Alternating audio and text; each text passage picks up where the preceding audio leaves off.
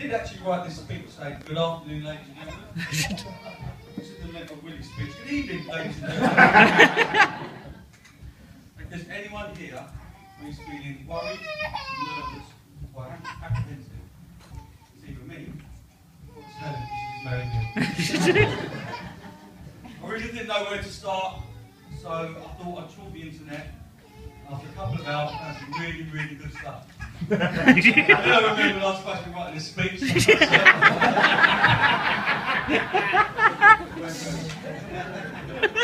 So while I was on the internet, I thought I'd decide to look up Neil's date of birth and see if anything momentous had happened on that day.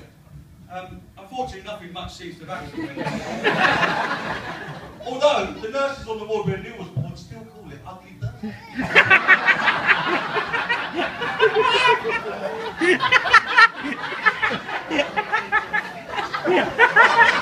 End it! Leave it there! Also, during my research on the internet, I took my best man duties quite seriously, as most of you have seen today. I looked up weddings in general, and I looked at what the three key elements of the wedding are. One is the aisle. It's the longest walk you'll ever take. The second one is the altar. So it's a place where two become one. And the third is the hymn. It's like a celebration of religion. So I kept reminding myself. Aisle, altar, and hymn. I think Helen must have done the same thing as me. Because as she was walking through here, I'm sure I heard her say, I walk me in. So, right, where to start? I think it's best to address the elephant in the room. It's about time. So, before the wind changes and while we have the opportunity, quickly stand up, everyone, and raise a glass. Let's have a toast to the wine group again. Just in case he doesn't actually turn up. Neil and Helen. Neil and Helen. Cheers, darling. I love you.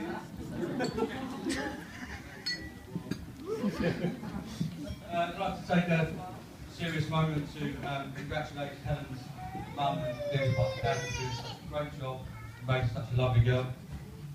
And to Neil's mum and dad, well, you did your best. I mean, I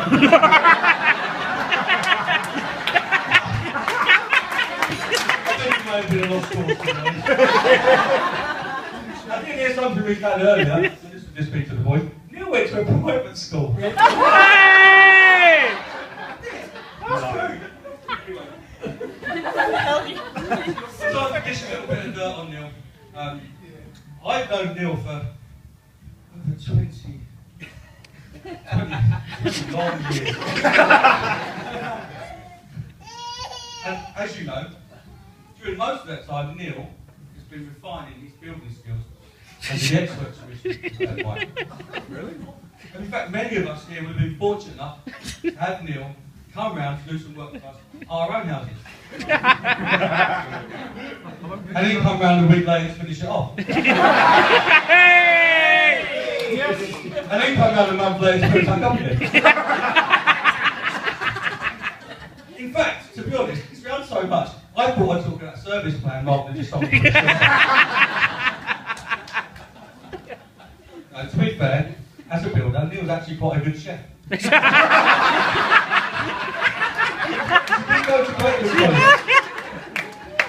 a trained chef, apparently, Neil. Although, due to the fact that none of us have actually seen him cook anything other than spaghetti bolognese, and it's normally in the jar associated with Lloyd Grossman by the time, I'm not really sure about that either. So, what else can I say about Neil? Well, not much, apparently, according to the chat he had with me about this speech. Luckily for him, he picked a shy, retiring guy to be the best man. Unlucky for him, he didn't turn up, so we had to start with me instead. So I might say that description's a bit swift.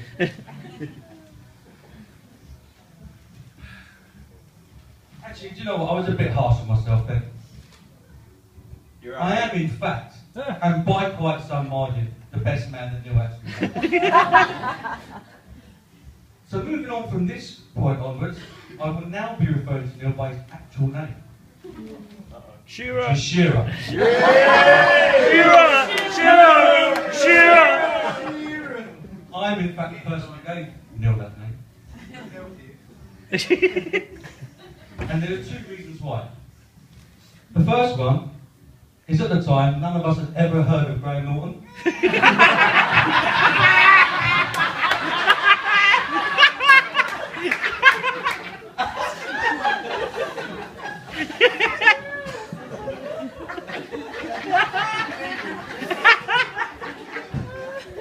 And the second was actually going to a picture of Alan Shearer that I saw in the paper one day that looked like him. So what I did was I coloured the hair in a bit darker, I took it in and posted it on the wall at the pub we played football for. I say we played football for. And what I did was I drew a little speech bubble alongside it. And in that speech bubble was Neil's catchphrase. Neil's catchphrase is, "Hello, can I help you?" A strange catchphrase, you might think. But during the time when Neil wasn't working for his dad, well, we say working for his dad, so it wasn't being supported by his dad, wasn't being looked after by his dad, or according to Neil, not paid enough by his dad. He actually was working for, I think it was TNT, it was some sort of brew company, and he was answering the phone. And it was really important, every time he answered the phone, he had to say, "Hello." Unfortunately, Shearer found it really difficult to turn off this level of customer service. To the fact that every time we rang him, despite the fact that he had caller ID with our names on it, he would still answer the phone and say, "Hello." Which my answer was, "If you're driving, you know." Shearer really took the nickname to heart. In fact, from then on, every time he met anyone new, he would introduce himself as Shearer. It was amazing, really, considering it was 2 years before he actually asked me who Shearer was. So it's good he got into the swing of things. In fact, staying on a sporting thing, I've been told that at school, his sporting prowess was legendary. In fact, when he left the school, he was recognised for the major contribution he'd made to the school football's first team by sticking to swimming. That leads me to Neil's greatest claim to fame and my greatest claim to shame. The one and only time we ever saw Shearer in a football kit, or any sporting kit of any time. It was my shame that he came on for sub for me in a football match. It was his claim to fame that he came on as sub to me in a football match. Luckily, in keeping with the school theme, he made a great contribution to the overall team performance by running around the lot but not actually touching the ball. Shearer does have his moments, however, and always makes sure, I'm sure the boys will with me on this, when he has a point to make, he always makes sure it's something that's well remembered.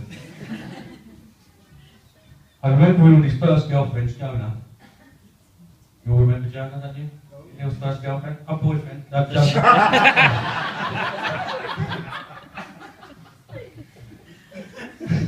In the pub, Neil said sometimes Neil can say things that I think of a nice way to say stupid, but it's really coming to mind. Maybe not thought through. And someone called him Trigger.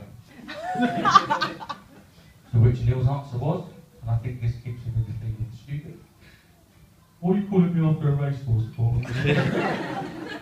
See, in Neil's mind, Trigger, Roy Rogers, horse, racehorse. No only fools and horses or anything else like that. He didn't get that at all. Just straight into there. Second best one, I think we all remember as well, the boys, was actually watching Leeds versus Celtic, playing in what's called the Battle of Britain. First time in the European Championship, champions of Scotland and the champions of England are playing. He did wait until half time, to be fair to him, before he asked us, "Which uniform are Leeds playing?"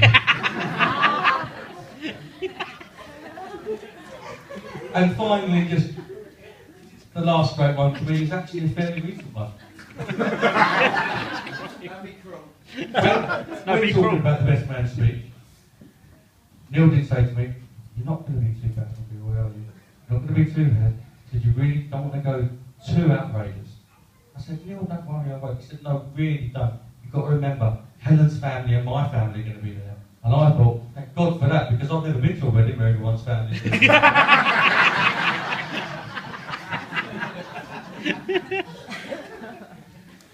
He's kind of got off lightly, I think, and he's a great guy, and he's been a great friend. He'll do anything for you.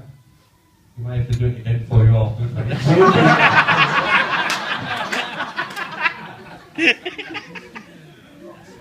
And a little bit of an in-joke, he's not the best at spotting an Adam's apple. Lady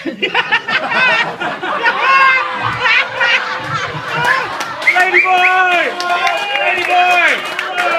To be fair, at the last minute he pulled out. Thank you very much.